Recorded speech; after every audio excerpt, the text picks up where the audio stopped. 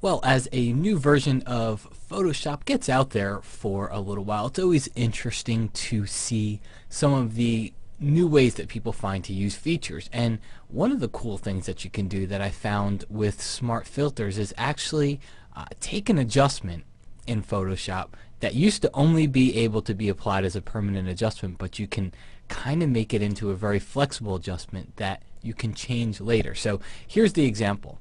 If I go up to the image menu and I go down to adjustments, you'll see that there is a shadow highlight adjustment.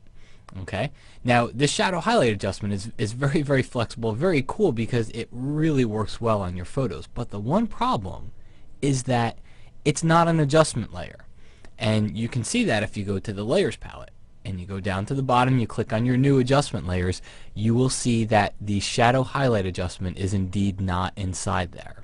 Okay, but with smart filters there's actually a way to get around this. So I'm going to take my one photo layer here in this image, and I'm going to go up to the layer menu.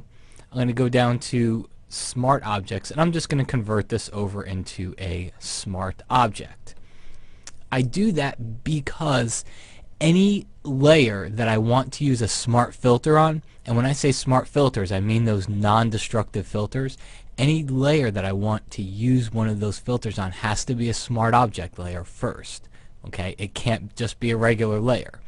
So now if I go to the filter menu, you can see here I could run any of these filters on this. Let's just run a Gaussian blur, for example, and bring the settings out here, and I'll click OK, and you'll see that it pops up down here. But take this a step further. I'm going to undo, and let's go up to that image menu, go down to adjustments, and over to shadow highlight. You see it's really one of the only ones that appears here, shadow highlight and variations. So now we'll click on shadow highlights. It opens up the shadow highlights dialog, and you'll see just exactly why I like this one so much, because at 50% the photo looks horrible. But more realistically, if you just drop your settings down here, I usually find an amount setting between 15 and 20% works very well. You could see how we can bring out the detail and some of these shadows that we have in the photo.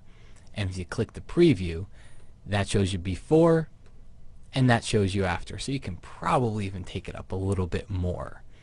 Alright, now when I click OK, it gets applied to my layer. Look at that. See that? It's an adjustment layer basically, because it looks like it's a smart filter, but what's the real benefit of an adjustment layer? The fact that I can always come back in and change my settings later.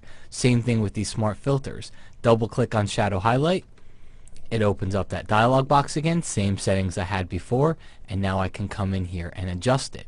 Even better, if it starts to affect an area that I don't want it to, I've got this mask that comes along with it. So I could take a black brush, alright, and let's say I brought the detail out in some of the horses up here, okay?